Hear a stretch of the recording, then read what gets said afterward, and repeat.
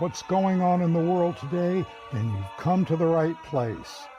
Welcome to Southern Sense Talk Radio with your host, Annie, the Radio Chick-A-Dee, and featuring Curtis C.S. Bennett and the most interesting guests that you'll find anywhere on Internet radio.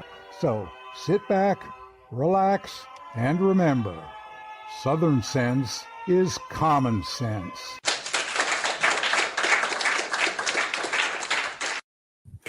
And welcome to another adventure here on Southern Sense Live. If you watch on our channel, southernsense.net, I'm your hostess with the least mostest, the Radio Chick-A-Dee, Annie, along with my so courageous co-host, Curtis C.S. Bennett. Good afternoon, Curtis. How are you? Busy. We had early voting that started like a week and a half ago, and we breaking all kind of records. We just never seen anything like this before. They're coming by the hundreds. Yeah, we're getting the same thing here in South Carolina. Early voting started on the 21st. Mom, myself, and my husband went early voted because we've got disabled here. We were able to go into the parking lot. 5 minutes later, we were done. They were running it very efficiently. But we're going to be talking about the elections with the one and the only, my friend Hans von Spakovsky from the Heritage Foundation. He was also a former Federal Elections Commission member. And some of the problems that are popping up. Are we better off than 2020?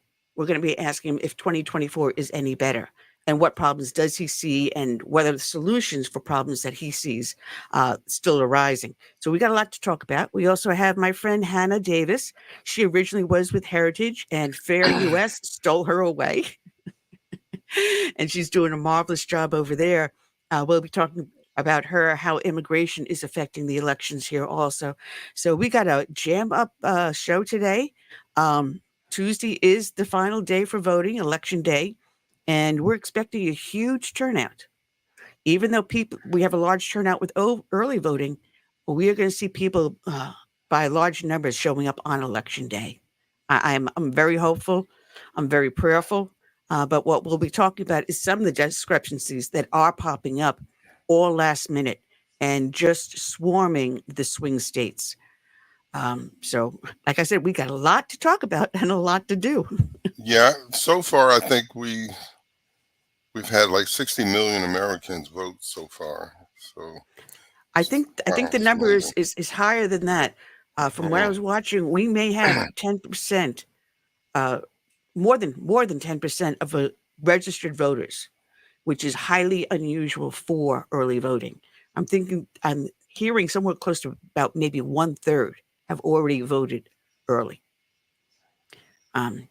So yeah, there's a lot to talk about in this, and there's a lot hanging on this. I'm seeing even on social networks, the mud that's being slung, the things that are being said in certain things, especially in local elections. It's gotten down and dirty.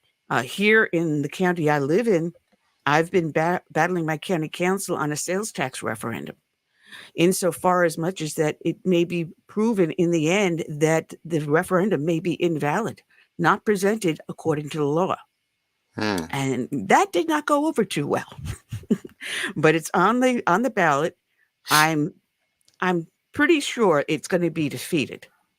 But if that is the case and it is defeated, I'm already talking to my state representatives and senators in amending the current law so it's not ambiguous. So people understand what I'm talking about, depending upon how your local municipalities handle ordinances and referendums. Here in my county, my state, a referendum comes in an ordinance. Ordinance is presented to the people. It's read in a public meeting. For us, it's a county council meeting in my county. Others may be a parish or whatever it is, or city, but it's read to the public and read into the public meetings on 3 separate occasions. Must be at minimum 2 weeks apart from each other. What they did was they followed possibly the letter of the law, but not the intent. And I've already talked to an election attorney about this. They presented the ordinance with only one referendum. There were 2 referendums in it. one for a sales tax, and one to pay for the projects ahead of time in the sales tax by raising a bond issue, a general obligation bond issue. Now, if you're taking $515 million of the taxpayers' money to pay for a bond issue, plus interest and fees over a 10-year period, that's a huge chunk of money for the taxpayers to be liable for. They never read it 3 times. They never put it into the meeting minutes, having it read 3 times. They read it once. And the only way I found out it was on the ballot is I went to speak to a group about the sales tax. I pulled up the sample ballot the day after they were open to the public, and I saw the second referendum. And I went back over every single county council meeting, went through the videos, I spent hours doing this, and checked to see the exact moment when it was read in. And 3 times they read the sales tax in, but never read in the general bond issuance until the very last meeting. And then it gets shoved in the voters' face last minute. They know nothing about it. Well, we've been on a huge fight here. Went into Hawk myself personally to pay for signs that we planted.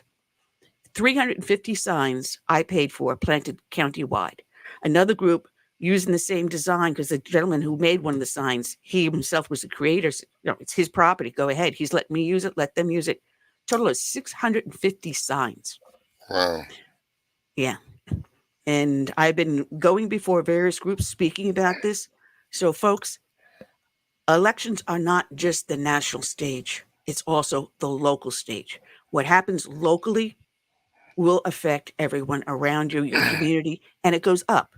If they can see they can get away with something on a local level, what makes you think they won't try to pull that on the national level? Oh, wait a minute. Yes, they're already doing that, aren't they? For decades. For maybe centuries, I would say. But this is where you have to be, you the voter. It's important that you do get out and vote. Bring people with you. And make sure you're all registered to vote legally, but legally vote. And I'm just telling you that, just get out there and get your voice heard.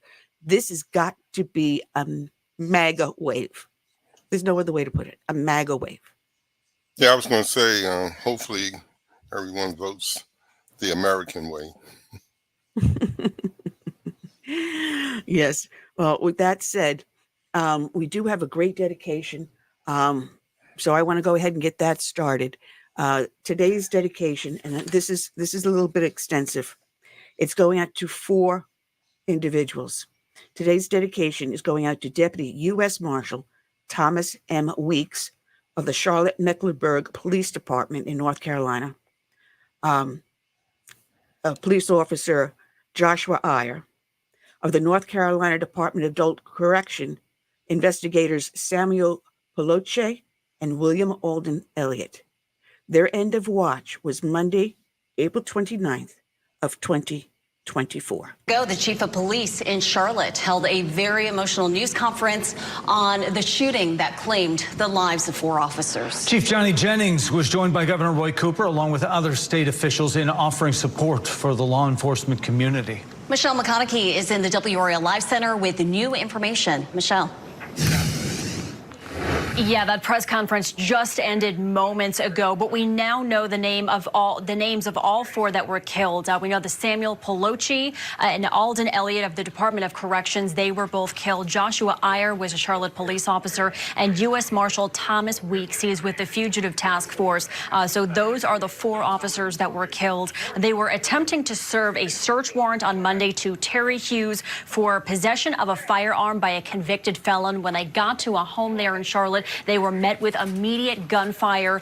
Hughes was shot and killed in the front yard. Also, we are learning 4 other officers were hurt in this. We have their names as well. Chris Tolley, he's in the hospital recovering. Mike Giglio was released. Jack Blowers was also released. And Justin Campbell, he was not shot, but he broke his foot. He is also recovering out of the hospital. Charlotte Police Chief Johnny Jennings was so emotional at this press conference. Take a listen.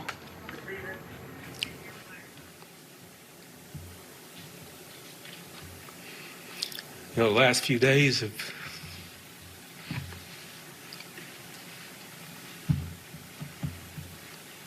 it's just been very tough.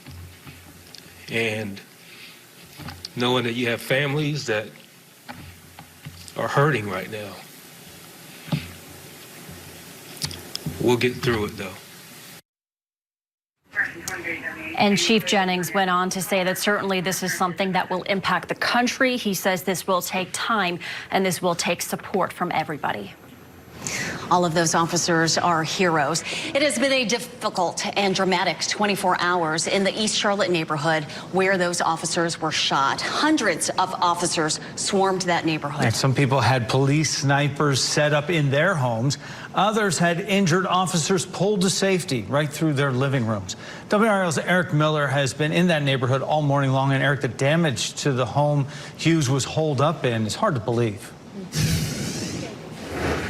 Jeff, it really is extraordinary damage and extraordinary stories from these neighbors. Neighbors tell me this damage you see right here was actually caused by a SWAT vehicle ramming the front of the building. You can see it completely pulled it to pieces. There's shattered siding, broken brick, personal belongings left scattered everywhere in this front yard. This East Charlotte neighborhood today dealing both with a broken home and broken hearts. Tuesday morning, it's still hard to believe. It was just gunfire. Even for people like Tyler Wilson, who had a front row seat. At one point, there was probably 10 or 15 police and marshals in our backyard, some in our bedrooms. I opened the doors and let them just come through the house. Wilson shot these videos as police swarmed through his yard. Shots coming from every direction, rolling even as an injured officer was pulled through his living room. It's one of those situations where you just black out. You just go into fight or flight mode. The bullets started flying just after 1 p.m. as a U.S. Marshal's task force worked to serve a warrant to this man, 39-year-old Terry Hughes Jr. The bullets didn't stop for more than 2 hours. Hundreds of rounds shredding the side of the house Hughes was holed up in, some bullets hitting too close to home for neighbors. You can tell, like, there were shots fired. There's a bullet that penetrated right here. Jay Chun lives just next door. He says he'd just gotten home when police arrived and when his father started shooting this video with his cell phone. There were officers right here by my vehicle. There were like at least 2 officers by my back door. By the time the shooting was over, 4 officers suffered fatal wounds, including CMPD's Joshua Eyer, Sam Poloche, and Alden Elliott, and a deputy U.S. Marshal. Hughes was also killed. Nearly 24 hours later, this East Charlotte neighborhood is left to pick up the pieces and pay their respects. Really, the families that are impacted, the loved ones not coming home.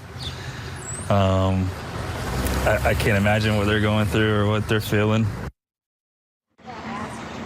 Yeah, it really is unimaginable. The other thing that we've heard out here from neighbors today is people who were honestly grateful, thankful, despite this damage, that there were officers willing to put themselves in harm's way here.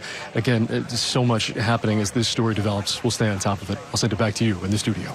Pretty chaotic and terrifying for everyone around in that neighborhood. Eric Miller, live for us in Charlotte. And coming up in our next half hour, we'll go back live to Charlotte for a live report from WRL's Monica Casey with what she is learning about the officers impacted. Words simply cannot express the impact of this event to the law enforcement and the first responder community. Before our speakers come to share with you today, I want to take just a moment to recap the events of the last nearly 24 hours. On Monday, April 29th, 2024, members of the United States Marshal's Fugitive Task Force were attempting to serve an active felony warrant on a male in a home in the 5,000 block of Galloway Drive. During the encounter, the male discharged a firearm, striking multiple officers. These officers requested immediate assistance. As additional officers responded to help, the gunfire continued and more officers were struck. The male suspect exited the residence with a firearm and was shot by law enforcement officers in the front yard of the residence. In total, 8 law enforcement officers were struck by gunfire. These officers were rushed to area hospitals. 3 of the 4 injured task force officers were pronounced deceased at the hospital. On behalf of the entire Charlotte-Mecklenburg Police Department, our condolences go out to the Department of Adult Corrections and the United States Marshal Service. We grieve with you, and our prayers are with you. One of the 4 injured CMPD officers, Officer Joshua Eyer, a 6-year veteran of the Charlotte-Mecklenburg Police Department, fought for his life for several hours before succumbing to his injuries yesterday evening.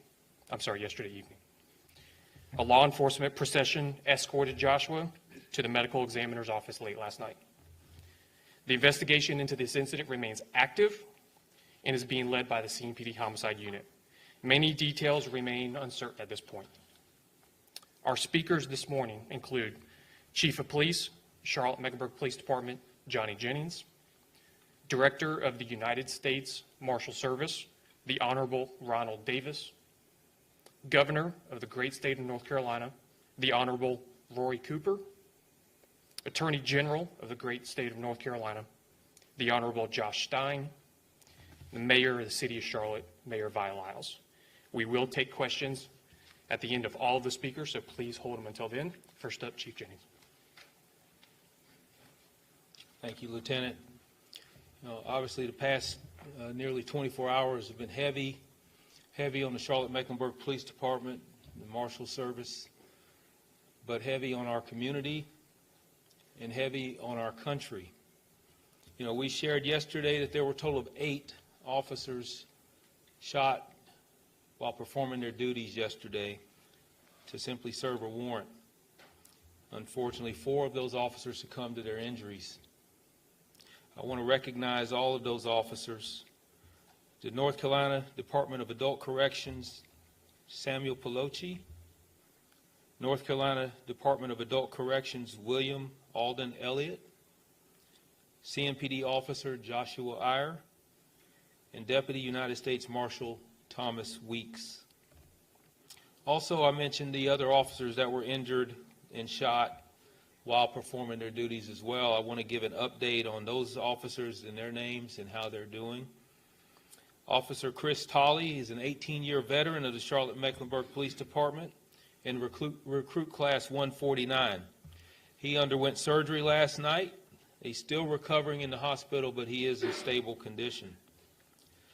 Officer Mike Giglio, a 3-year-old CMPD veteran and member of the recruit class 188. He was treated with a gunshot wound injury at the hospital and released yesterday. Officer Jack Blowers has been with CMPD for 1 year and a member of the recruit class 194. He was also treated with gunshot wound injuries and released yesterday. Officer Joshua Campbell, who was not shot but been with CMPD since 2020, a member of recruit class 186. He was treated for a broken foot, and he was discharged this morning. I can't tell you how much I'm grateful for these officers and their heroic act. We saw what I mentioned yesterday, officers going into the line of fire to save their brothers in blue who have gone down in the act of trying to keep our community safe. To me, that's truly heroic. When you hear the gunshots and the rapid fire and they're running directly into it because they know that there are people that need help and they risk their own lives to do that. As I mentioned also, this is continuing to be an active and ongoing investigation. There's going to be some answers that aren't going to be able to be given, some questions that will linger at least until we are able to get this investigation a little bit more complete.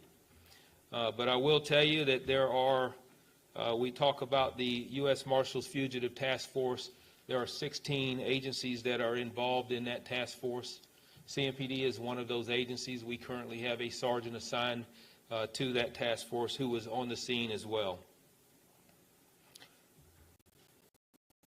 Our investigators have worked through the night. The house is still being processed.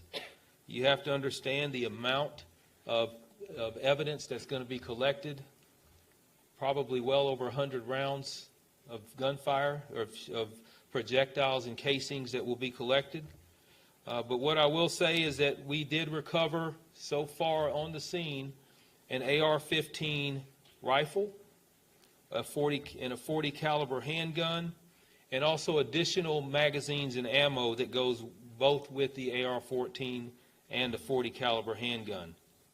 We do know that the suspect that was shot and killed was the individual that the warrant was for and was going to be arrested for possession of firearm by a convicted felon. And we are still working through additional parts of that investigation. 2 females that were inside the residence that I mentioned yesterday who came out eventually, they are fully cooperating with the investigation. They have been talked to by the Charlotte-Mecklenburg Police Department homicide detectives, and we are not looking or interested in any additional suspects or any persons of interest. We feel like we have everyone involved that was at the house that we need to speak with. Also, indication right now is that 12 CMPD officers fired their service weapon during this incident. All 12 of those officers have been placed on administrative leave and will also continue to be investigated as far as interviews, both internally and within the criminal and internal investigation, which is standard for an officer-involved shooting. So this is certainly a tragedy that's going to impact, I would say, our country for a very long time. It's a scar on Charlotte, but a scar that won't heal. We're a resilient profession and a resilient city, and we will certainly get through this. But it will take time, and it will take support from all of our community as our officers continue to keep our community safe even through this tragedy. So thank you, and I'll turn it over back to Lieutenant Petrus. Thank you, Chief. Our next speaker is the Director of the Marshal Service. That's Director Ron.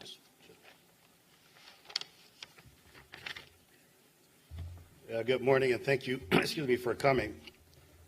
I don't think words can describe the amount of pain that the Marshal Service and all of its members, the court family, law enforcement in general, this community and communities around the country are feeling with such a loss.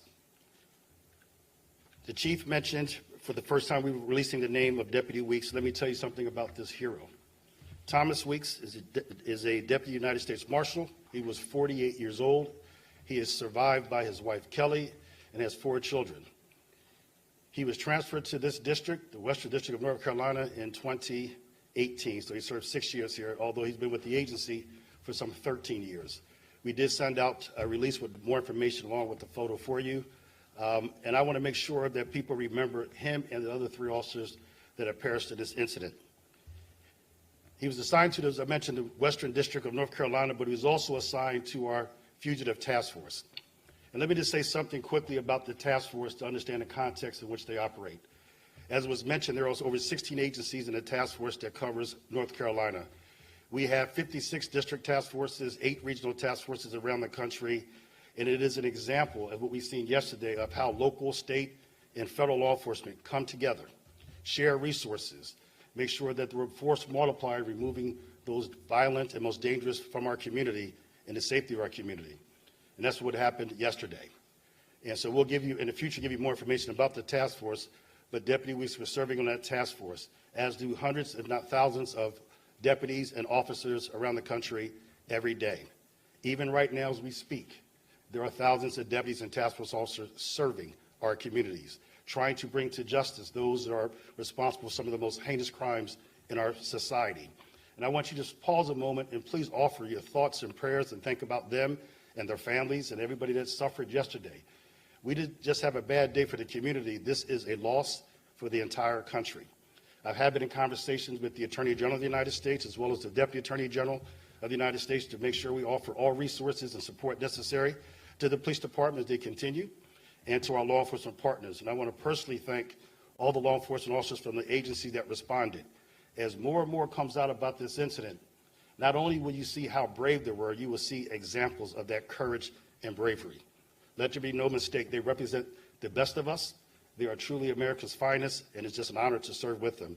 I will meet with the family later today, a meeting that no leader, director, or police chief ever wants to have. Losing a deputy, losing task force officers is like losing a family member, because quite frankly, they are family members. I don't have many words at this time other than say that inside my agency that I'm going to ask the men and women of the United States Marshal Service to continue their steadfast commitment to the American people, to continue the outstanding job that you do, and know and witness just the amount of support you have. This community, the Charlotte-Mecklenburg community, has been tremendous. Thank you very much for that. It is not going unnoticed, and I think the entire nation will see that, and we are appreciative for that. Thank you.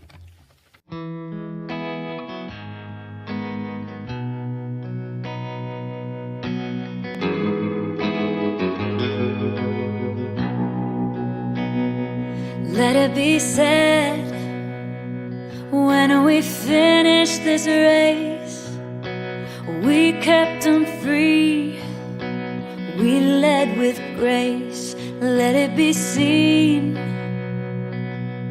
from sea to shining sea, beautiful America, living our legacy. Oh, father, mother, sister, brother, oh, we gotta learn to love each other. Oh, for the soul of the nation, for the next generation. Let us be known as people of honor, humble and bold, faithful through fire. Let us hold firm to our convictions with wide open hearts, eager to listen. Oh, father, mother, sister, brother, oh, we gotta learn to love each other. Oh, for the soul of the nation, for the next generation.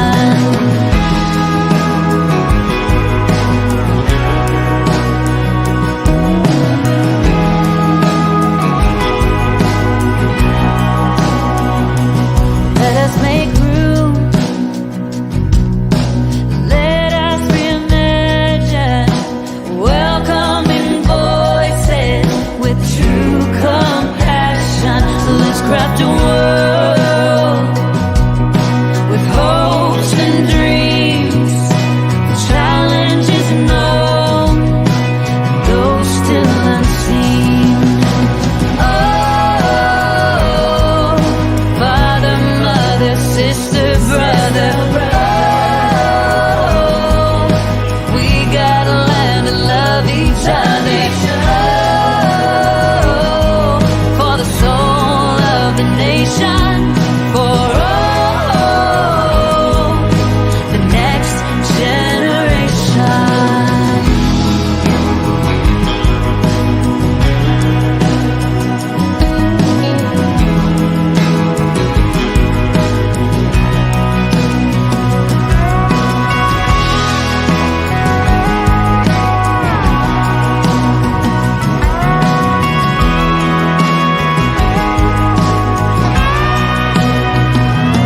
Let us be sure, when our time has come, we gave them hope, we made them strong. Let it be said, when we finish this race, we kept them free, yeah, we led with grace. Oh, father, mother, sister, brother, oh, we gotta learn to love each other. Oh, for the soul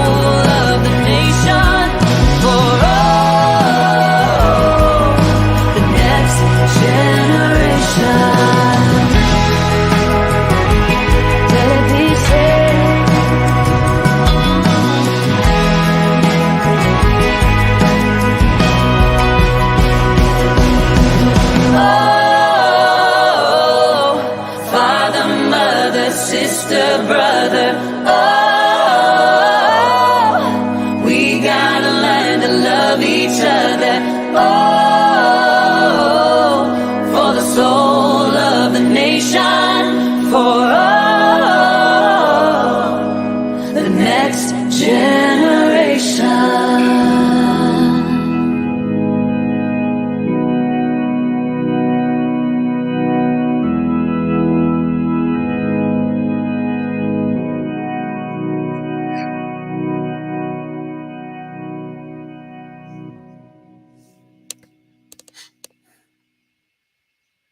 All right, and we're back. That was Tiffany, Soul of the Nation. Want to thank Tiffany for letting us use that song every week with our dedication. And you're here listening to Southern Sense live on, I don't know, Facebook, Twitch, LinkedIn, YouTube, X, our homepage, iTunes, Stitcher, Spreaker. I don't know. The world over. The world over. Yes, also on Big Patriot Radio also. And just go to the name of the show, southernsense.net, and check us out. We've got ourselves a great guest coming back. Want to welcome aboard Hannah Davis of FAIR, fairus.org. Hannah, what a crazy, crazy season do we have here? You know, when we talk immigration, who would think that it would be so influential on our election this year? Yeah, and just a few days away, it seems to be one of the biggest talking points both sides of the aisle are using during their campaigns and during their rallies. And I think it shows how big of an issue it's become across the board. You know, it's not just a border state that cares anymore. It's everyone. I think most elections, they mention the economy, they mention gas prices, but I've never seen an election where immigration's at the forefront like it is for this one. Well, I have a friend of mine, former INS agent. You know, we don't call him INS anymore, right? The Department of Homeland Security, whatever. ICE. Yeah, ICE now. And he says it correctly. Every state, if you think about it, is a border state. Every state has an international airport. Every state has access to international trade. Every state is a border state. And I think that has finally hit Americans home, because it's hitting them in their backyard. It's hitting them in the pocketbook. It's hitting them where they work, where they go to school, where their kids play. It's hitting everywhere. And I think that is why it's become such a huge issue. Yeah, you're right. I mean, we just had a really big tuberculosis report come out through FAIR. And I think it really highlights not only the medical side of it all, how these kids are going to schools, and, you know, something that was seemingly almost eradicated in the US now. It's not only just affecting, you know, the crime rates are up and prices are higher, and the waits at, you know, hospitals are longer, but you'd have to go to those places to recognize that, but it's infiltrating us all across the nation just through medical side of things. That we have a TB rate that's like higher. So we have certain states that have TB rates higher than countries overseas now because of mass illegal immigration. So it's affecting every single aspect of people's lives. And especially as states across the country continue to pass sanctuary city ordinances, they're going to see, you know, no ICE cooperation with detainer requests, things like that. I mean, it's really going downhill, and it's affecting everyone. It is. And I was talking about this when it first became a huge issue.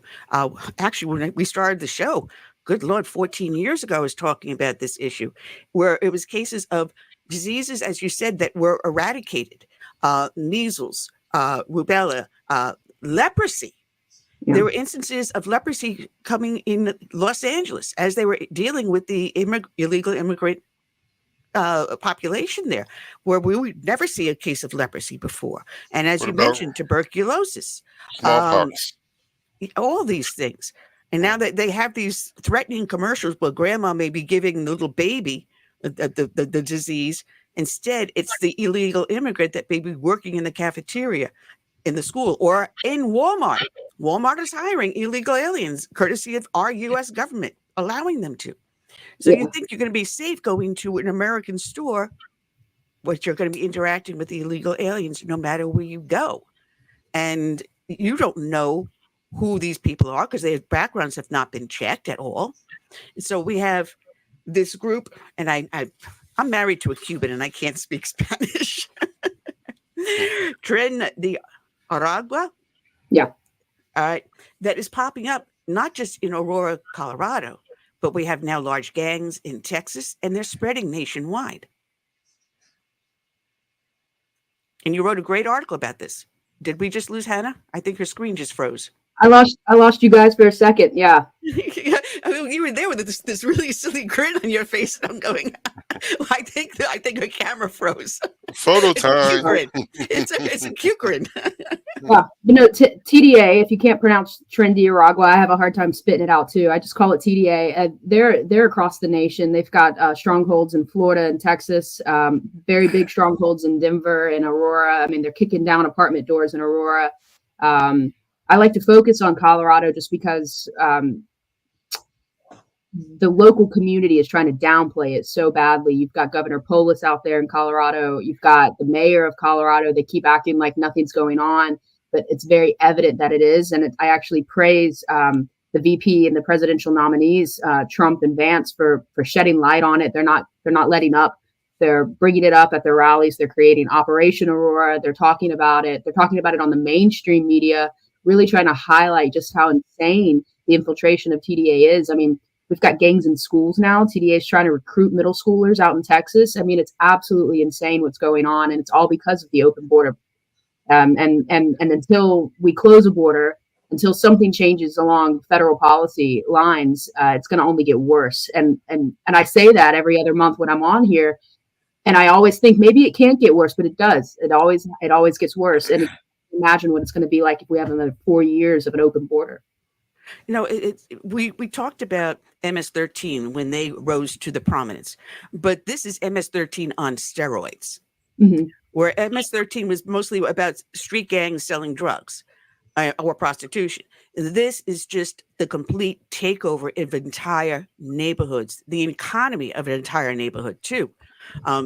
Some talking head was saying, "Oh, it's just a few apartment buildings." One apartment is one too many, much less the entire building. I mean, this is an individual who owns an apartment building. That's their livelihood, and they're there to help make their tenants as comfortable as possible. But that's not possible anymore if you allow a gang like this wholesale freedom to commit any crime they choose. When you have young kids as young as 9, 10 years old walking down the street carrying firearms and robbing people, just playing the tag game just to see if you can knock the person down. This is where now the children are being recruited, and what type of an adult will they grow up into? Yeah, and what type of environment are they going to be raised in? Yeah, that's a great question. I'm actually, I've followed Raddatz, Martha Raddatz, the ABC commentator. I mean, she's annoyed me since I was a child, but I never thought she'd say something as silly as what she said. And I'm really glad she actually said it, because J.D. Vance put her in her place. He was like, "Martha, do you hear yourself?" And I'm really glad she said it on such a massive news outlet, ABC News. It wasn't on something small. He wasn't on Newsweek. He wasn't on a small podcast. I mean, this went out to the millions of people. And I really hope he made her look ignorant to the cause. And just the fact that she even thinks just having one apartment complex or a couple of small complexes taken over is okay is absolutely asinine. And I mean, you mentioned the management who owns the apartment complexes. I mean, there's been a battle between the management and the state and the city about who should own it, because they can't take care of it anymore. It's been completely overrun by the TDA gang members. And you've got management being beat up, for not taking bribes, being pummeled. And they had to take to social media and say, "I'm not going to be used as a political pawn or a pundit. This is what's happening. I'm sick of people downplaying the situation. It's going to come to a city near you." And you mentioned MS-13, and they are not as active anymore and not as much of a threat, but they still are. I mean, we've got some really angry parents at school board meetings across the nation, mainly in Virginia and Maryland, that are saying, "Hey, we can't have MS-13 gang members, going to school here." And then you've got the issue I mentioned earlier about Texas, where the TDA, which is a much more violent gang, much more surrounding themselves away from drugs and more so in crime and extortion. They're trying to recruit middle school students. They're trying to get them when they're young. And they're not even waiting for, college or young adults. They're waiting for those young kids, and they're trying to recruit them. And the fact that they even think that they have the gall to come here illegally and then, engage in criminal activity and then try to recruit our children is just absolutely insane. Something has to change.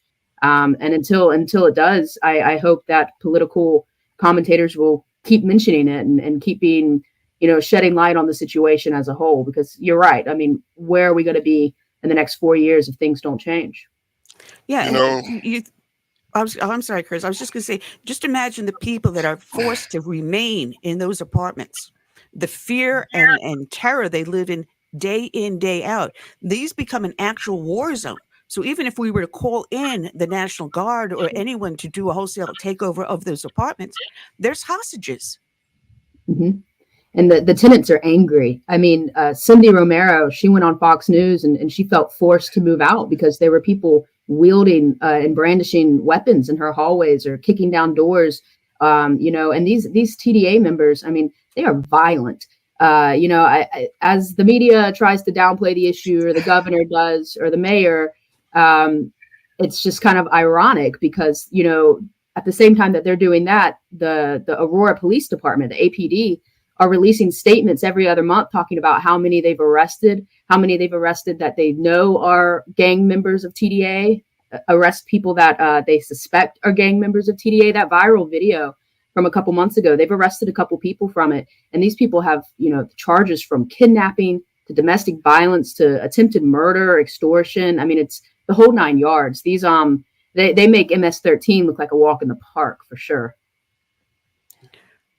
Go ahead, I just want to say, I don't know what the elected officials in DC or even at the local level are smoking up there, but they need to get off their duff and do what they were elected to do, their job. And if they don't, this country going to end up being another narco-terrorist state.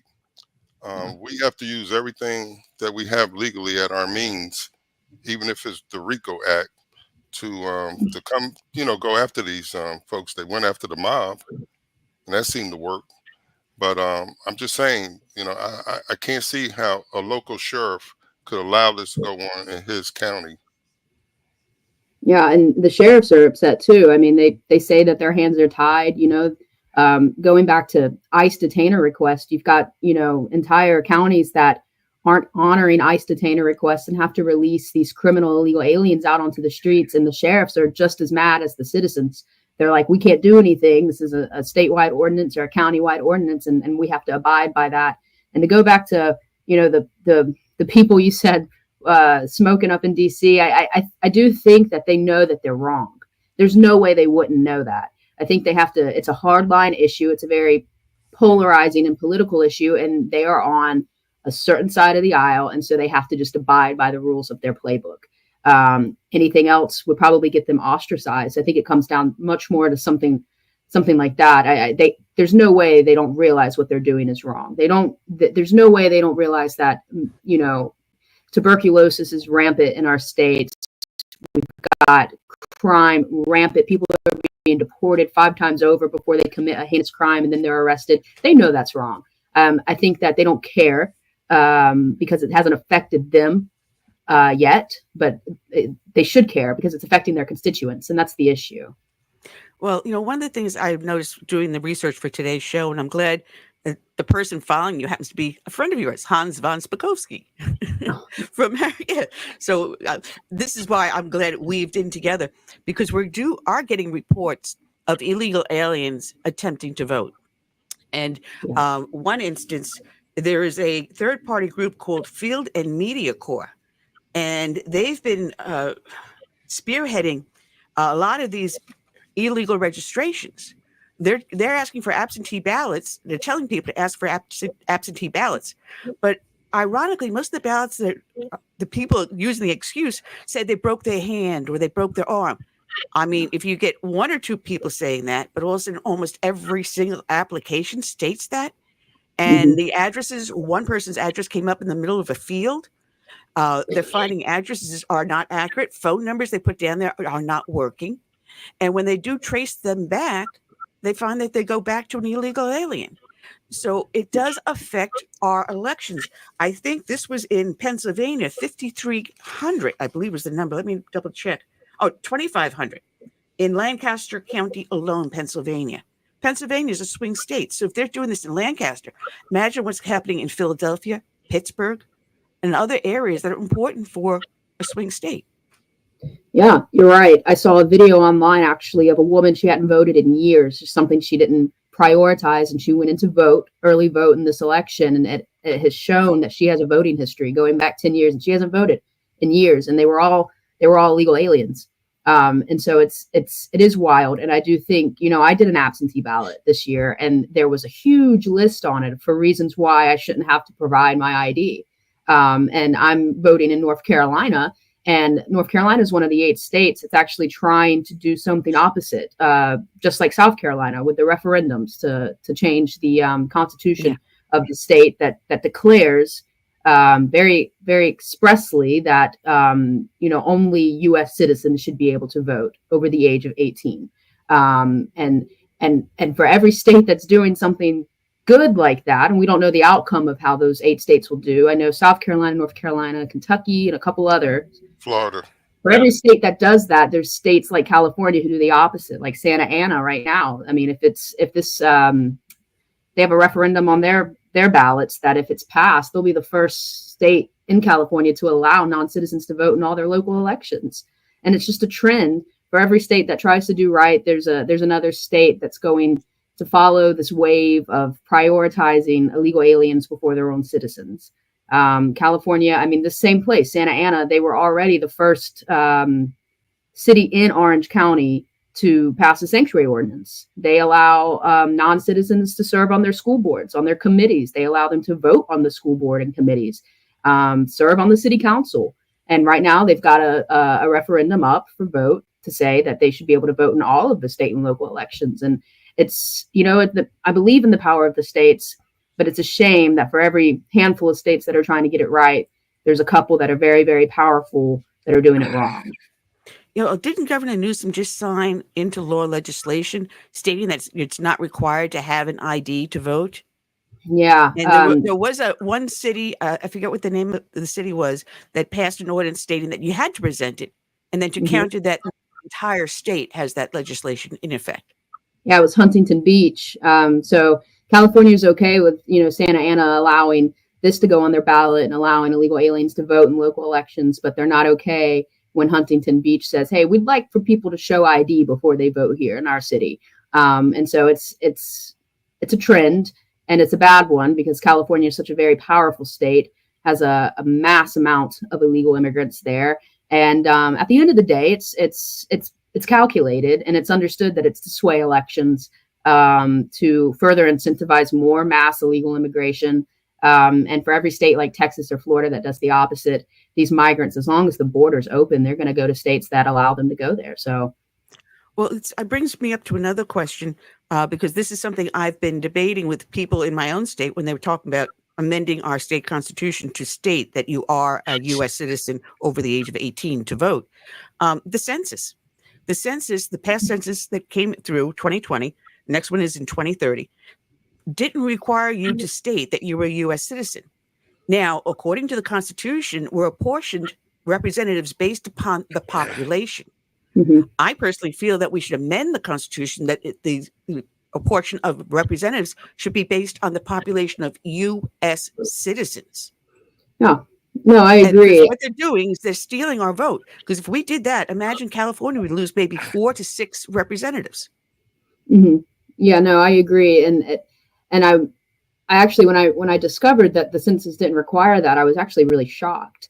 I thought that was the point, to get a good demographic understanding of the different societies across our great lands. And it would take an act of Congress to change that, because you're right, it's there to essentially sway elections. I mean, almost everything that we do regarding immigration is aiming to sway an election. And it would have to come down some kind of executive order or something. It'd be a uphill battle too, because none of the states, I mean, even if they're getting these extra representatives based upon an illegal immigrant population, they're not going to want to give up those representatives. So even if they believe that they should, it's going to be an uphill battle. But I do agree with you that that's something that should take place. Yeah. The debate we had was that someone was saying, well, you have the federal law and the Constitution in place, but we've seen how that has been, I'm going to say plain now, bastardized. how it's been so contorted and distorted that we now have motor voter. So you don't even need to show that you're a U.S. citizen in order to get a U.S. driver's license. It doesn't have to even say on the driver's license that you're a U.S. citizen. Well, in some states, we're changing that. But at this point, you walk in, you get a driver's license. You don't even have to prove that you're a resident. And you are now registered to vote at the same time. It is affecting our elections. It is going to affect the way that our country runs for decades to come, unless we turn around and adhere to the principles our founding fathers set before us. Yeah, I'm with Hannah. It's going to take an act of Congress, to make these changes and make them permanent. And we have opportunity if we get both the House and the Senate and the White House.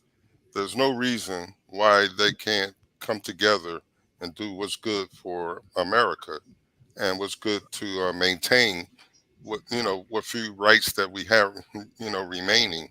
They could correct a lot of things. They just have to have the backbone. Yeah. And until that happens, it would have to be left up to the states, and the states that enact motor voter laws are the some of the bluest states there are. So it's not going to change unless it is an act of Congress. But motor voter, some of these people don't even realize they've been registered to vote upon receiving a license. A good portion of them actually don't mean any ill will. They didn't even know. But then another portion of them, obviously do know. And it's, we can tie it back, the sheer amount of illegal immigration. The border numbers just came out for fiscal year 2024. We're at 2.9 million. And people are saying, hey, it's lower than last year. Well, it's still the second highest ever recorded in history. And all of those people are probably going to go to states and as more states enact motor voter laws, they're going to be able to vote. It all ties back into it. The open border definitely affects elections in a negative way. Even if they were all to vote in line with how I think, policies should be, doesn't mean that what they're doing is inherently Oh, she froze again. Correct. It's still illegal as facilitating that. Well, this administration has done so many things to hurt this nation that I honestly thought Obama was the worst president after Jimmy Carter. Jimmy Carter, I thought, was a bad one, but he looked like an angel compared to what we've been going through with the Biden-Harris administration. And if she wins, it'll be just more of the same. But the House Judiciary Committee this past Thursday released a highly critical report on the Harris administration. The Biden-Harris administration, correction, has used the immigration courts to quietly grant amnesty to hundreds of thousands of illegal aliens. Why isn't this public knowledge? Why are we allowing this administration to do what only Congress can do? Yeah, I read that report. It's insane. And I think it stems from the backlogs. In fiscal year 2020, we had about 1.2 in backlogs in the immigration courts in the system. And now we're past 3.7. And so I feel like they feel like their hands are tied. And so they're like, well, we're just not going to adjudicate any of these things. We're just going to, let them go. We're not going to have a court. We're not going to issue a notice to appear. We used to talk about that, Annie, you and I, about notices to appear, whether or not these people would show up. And now that doesn't even matter. They're not even issuing them anymore. They're like, you know what? We're just going to terminate this application. It is what it is. We're going to push it to the side. And that doesn't mean that they leave. That doesn't mean that they're deported. That means they get to stay. And they actually face no consequences and no court dates or anything like that. And I think it's because the backlogs are so big and mass illegal immigration is rampant that they feel like their hands are tied. They don't have enough, I guess, at the end of the day, manpower. And so they're just, they're not doing anything about it. With that point, because this is something you and I have discussed in the past, but so that the listeners and viewers would understand just how is this court set up. People think, well, court, you got a bunch of judges, you got a whole lot of clerks and everything. It's got all these people working together. That's not how the immigration court is set up, is it? No, not anymore. It should be. We should be adjudicating every parole and asylum claim based on the merits of the case individually, but instead they're just rubber stamping dismissals. You're good to go. They're green lighting them. But no, how it is set up is, you have a case, you come here, you've pled that you're coming here as a parolee or an asylee or seeking asylum. And, you get a notice to appear. ideally you'd be detained until your court date, but that's by the wayside now. And so they let you go. They say, and depending on what pathway you've chosen, you might be able to get work authorization and you can work, and they let you go and they give you a notice to appear, and you're supposed to show up and insert how many years or months. It used to be months and now it's years for people who do receive a notice to appear. And now they're not doing that at all. There's no process anymore. There's no respect for the rule of law. They're overwhelmed and they're understaffed, and they're too busy fighting gang members out in Colorado to actually recognize the fact that they're still letting them in. And they've got to do the hard part. And their jobs would be a lot easier if they shut down the border. They went back to detaining and actual vetting, and they were able to put more manpower into adjudication, into litigation, into receiving and reviewing these cases on a case-by-case individual basis rather than just mass release. And they'll continue doing what they're doing now until the border is shut down. Because the sheer backlogs, they're overwhelmed. And that's not an excuse for them, but that's the reasoning behind it. I had a conversation with a friend of mine who lives in El Paso, Texas. And what she was saying that she's seeing in there. But now what they're doing now, what this administration is doing is, well, don't worry about crossing the border illegally, coming across the river through the southern border. You can either come across the northern border, or if you check in on this little app that we have for you, and we'll tell you where to go and we'll fly you in. Yeah. Depending on what type of lawful pathway, quote unquote, none of them are lawful, but that you choose. Some are just flown right in to an airport near you. And then some, do the hard route and they go through the border. But a lot of them are realizing that, hey, I could just fly to the northern border. It's a lot easier. Those numbers typically drop in the winter, though, because of the sheer coldness of the environment. But there's no more rule of law. There's no more, I've made a claim. I have to wait for a while in my country where I made the claim. I've been green lighted. I'm going to come to the border. I'm going to receive a court date. There's none of that anymore. We've got a caravan of over 2,000 migrants eagerly awaiting to get in. They're on their way here now. And a lot of them are very worried that if Trump wins, they're going to be told to leave. And it's just, it's hilarious in a horrible way. It's insane to think that we've got migrants that are betting their lives basically on our horrible immigration system and our election, because they know if Trump wins, they're going to be told to go back home. And it's very backwards. There's no more rule of law. There used to be a process. Some would argue a really long and tedious one, but immigration's not a right. It's a privilege. And we have the right to declare how we want people to come in and by what processes. And now they're just cast to the wayside. People are flying right in. They're getting work authorization immediately. They're getting granted a driver's license through Motor Voter, and now they registered to vote. They're getting, food stamps and benefits. They're in your schools. It's overwhelming. We're at capacity, and I hate to say it because it sounds really sounds wrong, but we're at capacity. We can't take anymore. I mean, at least the societal impact we will not be able to take anymore, and the environmental impact. We're not able to. We only have so much land. Where are these people going to go? And it's overwhelming. It's overwhelming for sure. Well, that's the whole idea, overwhelm the system and let it crash, which is what we're seeing happen right now. And people turn around and say, well, you can't deport all these people. But go back to history. President Truman did that. And it's not me being insensitive, but the program he had was Operation Wetback. Yeah. And he then went out, actively sought out illegal aliens, and then legally deported them. And I think Trump is going to model his program after what Truman did. Yeah. We need to declare it.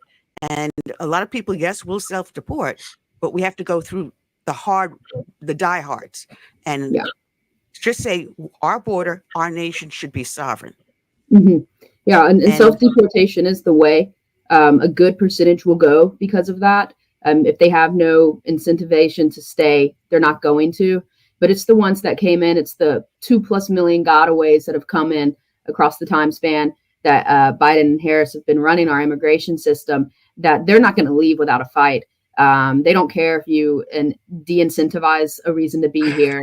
the citizens are their reason to be here. They want to infiltrate our streets with drugs. They want to try to recruit our children from their schools. And as long as we're here, they're going to want to be here.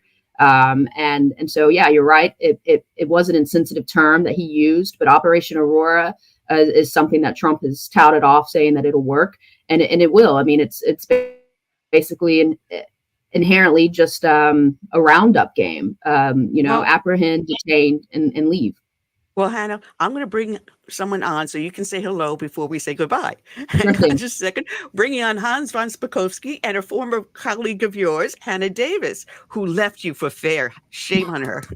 Well, we forgive her. Fair does great work on this issue, and we often work with and coordinate with them. So yeah. Well, Hannah, thank you. God bless for the hard work you do, and people can reach you at fairus.org. We'll talk to you soon. Thank you. Take care. All right, Hans. Welcome aboard, Hans. And man, as you can see, what's going on with these elections and how certain things are affecting it. And I pulled up something a friend of mine had written, former CIA. And he has something called And Magazine. I don't know if you know of him, but he's saying that now in Pennsylvania, they uncovered this group called Field and Media Corps. Right. Have you heard about them? Yeah, I have. And they're apparently responsible. We now have multiple counties throughout Pennsylvania reporting that they have received literally thousands of what look like fraudulent voter registration forms. And that particular organization, apparently, it's claimed, is the organization that's been submitting these.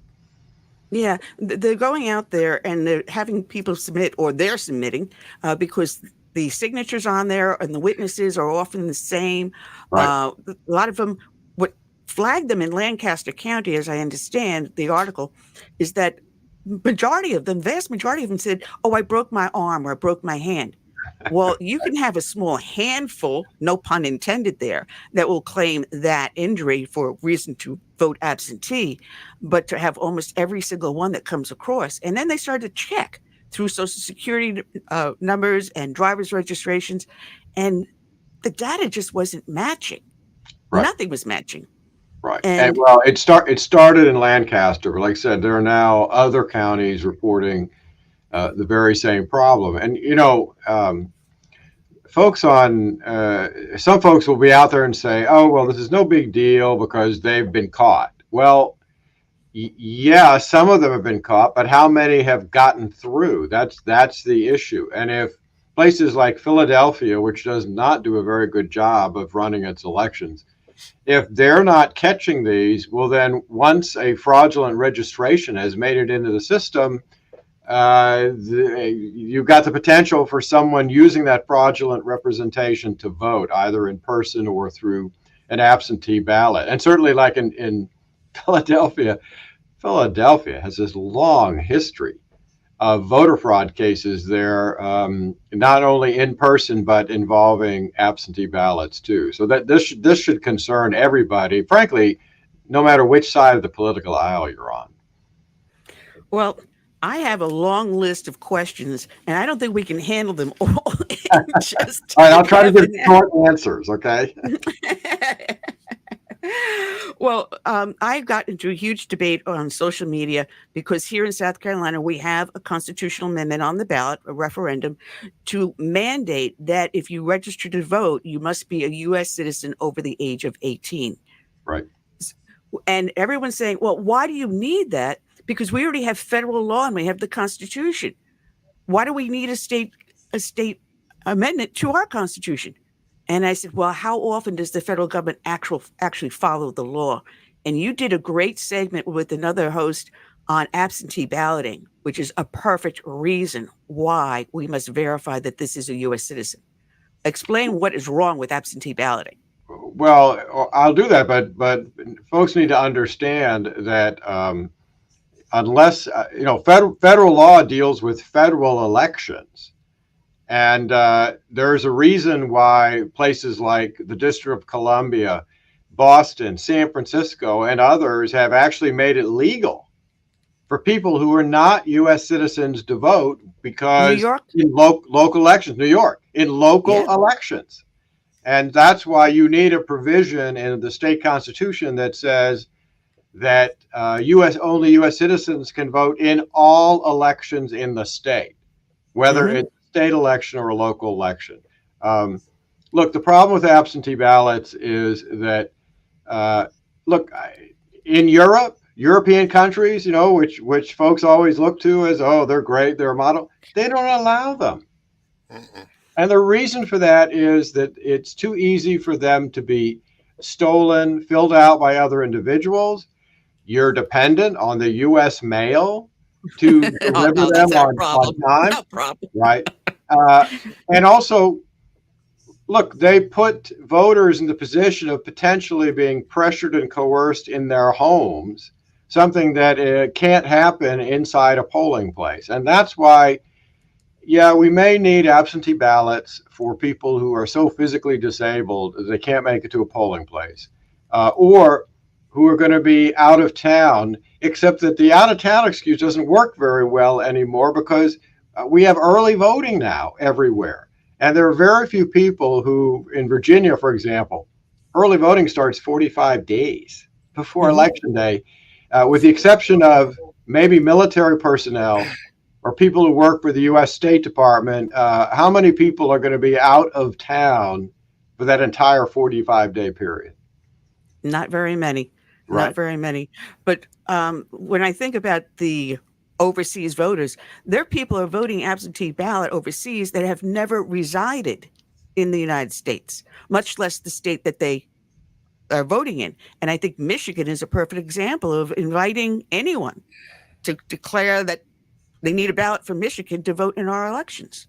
Yeah, and that's a problem. That's something a state should not allow. It's not required by federal law. What federal law says is if you are an overseas member of the military or a military family, if you're an overseas American civilian, you do have a right to vote by absentee ballot in the last state that you resided in before you left the country. That federal law does not require states to allow somebody to vote in their state because they say, well, I'd like to claim Michigan as my residence, even though I haven't lived there. And I don't know why any state would want to allow people who aren't residents of the states and have never been a resident of the state. Why would you want to allow them to vote in your election? That makes no sense. Hans. Yes. We've had two major Supreme Court rulings this week. I think it pertains to Pennsylvania and Virginia. As far as this topic we're talking about. Right. What kind of impact is that going to have? And is this applicable to all the states or just those two in particular about having people on the voting rolls that shouldn't be? It may not affect the election if it's unless it's really, really close. But let me tell you, this was a very important decision. What we're talking about here is that Virginia, after announcing it had removed 6,303 aliens off their voter rolls.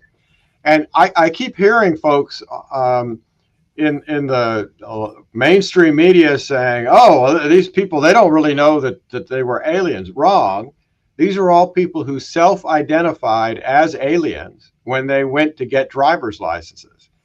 But Virginia was sued by the U.S. Justice Department saying, you can't do that. You can't take these aliens off the voter rolls. They got a judge to say to Virginia, yep, DOJ is correct. It probably doesn't surprise you all to know that it was a judge appointed by Joe Biden. Nah. They appealed the decision, and they got an emergency order from the U.S. Supreme Court on Wednesday saying, no, that lower court decision is stayed, which means Virginia does not have to restore these aliens to the voter rolls, which is, look, the amount that they were told they would have to put back was about 1,600. Will that make a difference in Virginia? Probably not in the national election. But the danger of if that court order had prevailed is demonstrated by, I'm sure you all saw what just happened in Michigan, right? A Chinese student went in, registered, they handed him a ballot, and he voted. And only after he voted did they realize, oh, well, wait a minute, he's not a U.S. citizen. But by then, the ballot was in the ballot box. They couldn't pull it back out. And that's what could have happened in Virginia. And in some elections, local elections, the votes are just a handful are ones that pass. Right. So can I give you another quick example from Virginia? Go ahead. Listen, in the last decade and a half, Virginia is a big state, but in the last decade and a half, Virginia has had 2 statewide attorney general races decided by less than 1,000 votes. Mm-hmm. Less than 1,000 votes. That means those 6,300 aliens that took off the rolls, that could have made a difference in that statewide election. Now, it's easy to cheat, but it's hard to detect. Now, why is that? Why does that have to be that way? But well, it doesn't have it's state by state. Yeah, it doesn't have to be. And that's why states should put in common sense reforms before the election to prevent that kind of thing from happening. I mean, that's why you should require an ID to vote, whether it's in person or through an absentee ballot. Places like California and New York, you know that in California and New York, also in the District of Columbia, where I am, where my office is, you don't need an ID to vote. You can walk into any polling place in those areas, ask for a ballot in the name of anybody who's on the registration list. They'll hand it to you, no questions asked. That makes fraud easy. And so I go in and I vote in the name of somebody else. That person comes in later, tries to vote, and they say, well, you've already voted. Well, what are they going to do about it? I didn't have to show an ID, so they have no idea who I was. So there's nothing they can do about it. And that's one of the problems in places like New York, California, District of Columbia. By the way, the District of Columbia also, legalized aliens. They can vote. All you have to do is have lived here for 30 days. That you realize what that means? If Vladimir Putin came to the District of Columbia and stayed in his embassy for 30 days, he could vote in local elections. Which means any member of that embassy, if they've been there for 30 days. That is exactly right. Or any embassy. It's suicidal to me to do these things. It is. And I think they must be anti-American. Yeah, I think it is. You know what I think really drives them. This is all coming from, like I said, one side of the political aisle is they apparently believe that they will get the overwhelming majority of votes from people who are not U.S. citizens, and so they keep trying to legalize this because they think it will help them get elected and stay in power. Well, one of the things you've talked about in the past is what you call vote trafficking. Yeah. And how that deals with absentee ballots. And I was shocked to find that half of the states allow a third party to come in and collect absentee ballots. That's a really unwise policy for states to implement because, again, you're increasing the risks associated with absentee ballots. And look, the two of you know how risky that is because your neighboring state of North Carolina, remember, in 2018, had the congressional race overturned in the 9th district. Why? Well, because half a dozen staffers for one of the candidates were going around doing what? Collecting ballots from voters and then changing the ballots or filling them out and then delivering them. And there was enough cheating going on that they overturned the election. That's easier to do when you allow ballot trafficking, when you allow third-party strangers to pick up the ballots of voters at their homes. Well, one of the other things I find influencing the election is the money.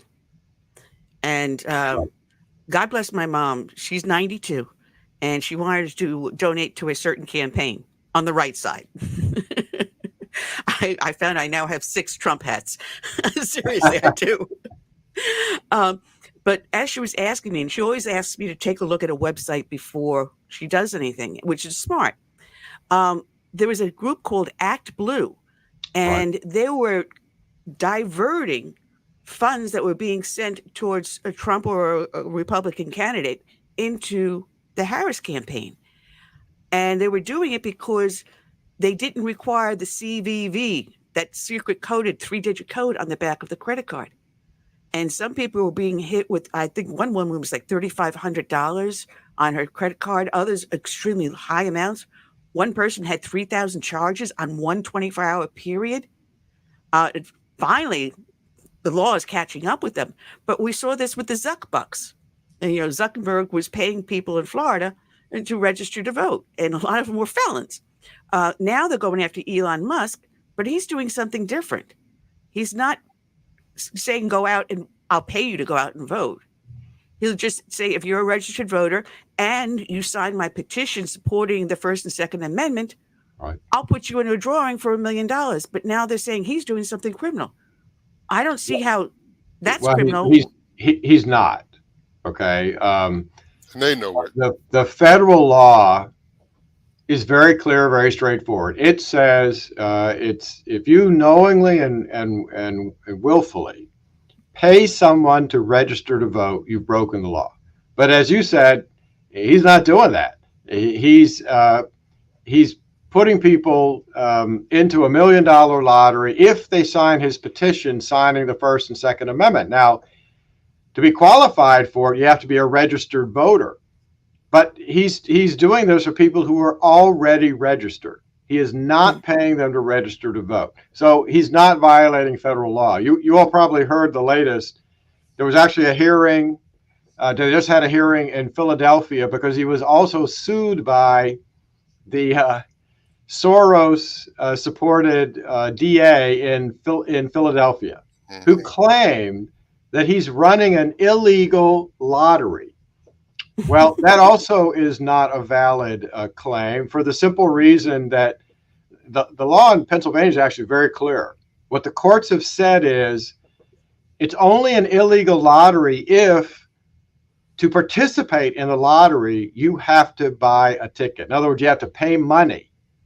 And of course, you don't have to pay money to get qualified for this lottery. So again, that is simply a frivolous lawsuit filed by a political prosecutor who's trying to get a lot of attention publicly and wants to try to scare Elon Musk off.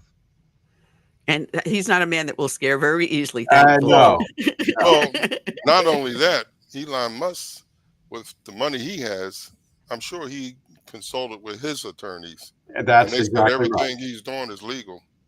Yeah. No, he's got very clever lawyers, and they obviously have done a good job with this.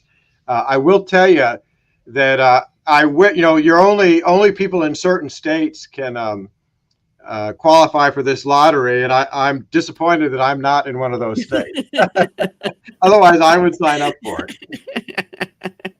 Well, one of the things that you've been a proponent for is banning any private funding into the elections. And I was shocked to find that private funding was directly affecting the election boards. I thought that's something that the government runs. Well, that's what Zuckbucks were. Zuckbucks was private funding going to election officials all over the country. Now, fortunately, this year, about 2/3 of the states have banned private funding. But unfortunately, it's still legal in a couple of places. So, we'll just have to see what happens with that. Well, on the Heritage Foundation, you have an election integrity scorecard where you keep track of what's going on. And you also have samples of different cases that are being prosecuted for election interference and election. I'm trying to think of the word. The word just went right out of my mind. Election fraud. It's a great tool that you have there. But one of the things that I've been talking to Hannah about, and I've talked to you about, is the census, how that affects our elections. Right. And a lot of people never really stop and think about it. They say the census comes. Now, the last census, they refused to put on there the fact that if you were or were not a U.S. citizen. Right. And our Constitution states that our representatives are based upon the population, but it doesn't state population of citizens. I would be for. Yeah, but I actually think I actually think the way the Constitution is written, and frankly other developments, that it would be perfectly Well, first of all, we know it's perfectly acceptable and constitutional to ask a citizenship question on the census. The Supreme Court said so. And I also think it's perfectly constitutional for Congress. They're the ones that establish the formula for apportionment. And I think they would have a perfect right to say apportionment, how many people each state gets in the U.S. House, is based on citizen population, not total population. And that's the way it ought to be, because when you base it on total population, you're including upwards of 20, 30 million. Yeah. People who are not U.S. citizens, and that distorts representation in the House. You know, California would probably lose between 4 and 6 congressional seats if apportionment was based on citizen population. And that, of course, affects the presidential election, because how many votes you have in the Electoral College depends on how many members of the U.S. House you have. So California actually has more people, more Electoral College votes than it ought to have. So does New York, so does Illinois, both of which have large alien populations. Yeah, absolutely. You know, our state here, several friends of mine from my county GOP were instrumental in changing how we do our elections. But are we in better shape in this election than we were in 2020? Have you seen significant changes across the board that makes it a little bit safer, a little bit more confident? Yes, the answer to that is yes. Many states passed good election reform packages. In fact, remember, for Georgia, for example, passed a huge set of reforms that were so upsetting to Joe Biden. Remember, he went down there and gave a big speech saying it was Jim Crow 2.0. And of course, what are we seeing in Georgia this year? Record turnout in early voting. So all his claims that these reforms would keep people out of the polls is not true. I would say about two dozen states have improved their election process by putting in various reforms. That leaves, unfortunately, about a third of the country that still hasn't done the kind of things it should to fix things. And many of the battleground states are in better shape. On the other hand, Nevada is one of the worst states in the country. Hans. Yes. I believe if the Democrats win next week, I think they're going to really push hard to get rid of the Electoral College. Oh, yeah. And they'll be home free. Yeah, no, you're absolutely right. And the reason they want to get rid of it is because they then believe that who will get to pick the president of the United States? The big urban cities on the East and West Coast, and the rest of the country they can just ignore. Now, what would happen if the converse happens, that Trump wins not just the national popular vote, but the Electoral College? I think all of a sudden that you're going to hear like crickets, wouldn't you? Yeah. The most interesting thing that could happen, which, good grief, this would be a historical event, is if there's a tie in the Electoral College, because that means that it would then go to Congress, and under our Constitution, the House chooses who is president and the Senate chooses who is vice president. And in the House, each state gets one vote. So they would have a vote within the state, majority wins, and then they cast one vote. In the U.S. Senate, where they would get to pick the vice president, each of the senators gets a vote. So whoever the majority of senators chose would become vice president. another reason why it's very important that to control the House. To control the House and the Senate, just in case that happens. It's going to be interesting. I mean, we're having a watch party here in my county because I still run the Tea Party. I said, all right, guys, we're going to have an election watch party. And I think this will be one race that will have a record of viewers watching it. It is that pivotal. It has hit everyone at home, in their pockets, and at home. So I think with God's will that we will succeed. And Hans, it's always a pleasure having you on. You know we love you. And I just love saying your name, Hans von Spakovsky. Well, thanks. We also are having a watch party at the Heritage Foundation headquarters in Washington, D.C. So I'll be there also on election day. I'll tip my glass of scotch to you then. People can find you at heritage.org and all the hard work you guys do. Thank you and God bless. Sure. Thank you very much. Bye-bye. Take care. Bye-bye. Hans von Spakovsky, check him out at heritage.org. I love having that man on. He and Hannah just did a jam-up job for our show today. But that's what we got for today, guys. That's all we have. We will be back here next week, of course, after the elections. And, of course, the elections will be on our mind and our discussion. I'm just pulling up my calendar to see who the heck I booked because I can't remember. Who we have on the 8th, we have coming in Mark Tapscott. And there's a question on who will be in the second spot. I have to double check that on my notes.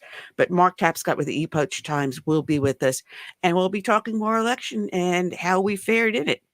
So yeah, and we'll have a new president-elect. Yeah, and let us pray that God is watching and guiding as you go to the ballot box. Because this is a pivotal election, folks. And what you say and do does matter. It really does. So with that, I want to say good night and God bless. Have a safe weekend. And remember, if you have not voted yet, get out and vote.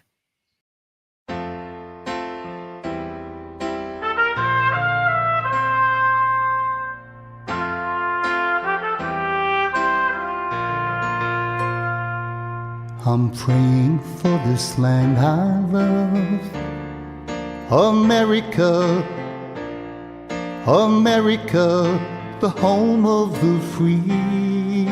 But there are people making plans to change America.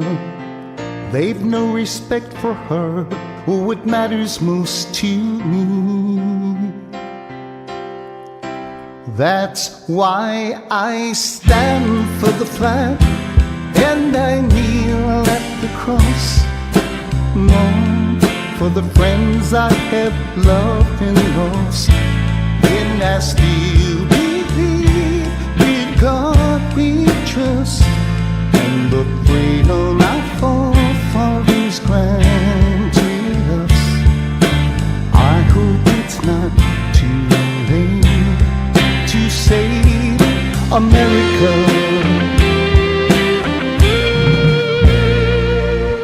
Do you hear our battle cry across America? We've got to rescue her. You know it's up to me and you to see the truth behind their lies. Don't change America. God bless America and the red, white, and blue.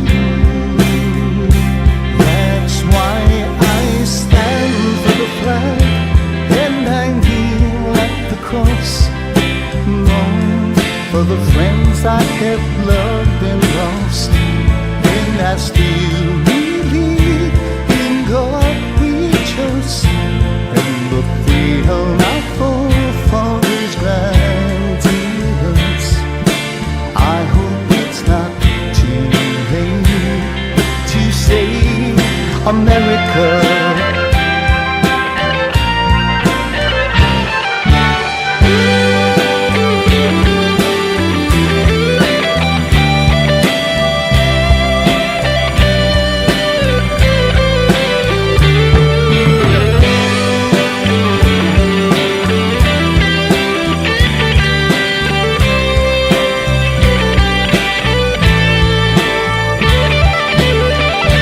That's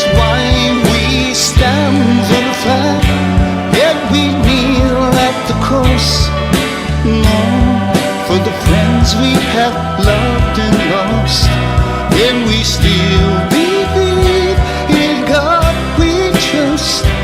In the freedom our forefathers granted us, we know it's not too late to save America. Save America. Let's save America. Together we can save America.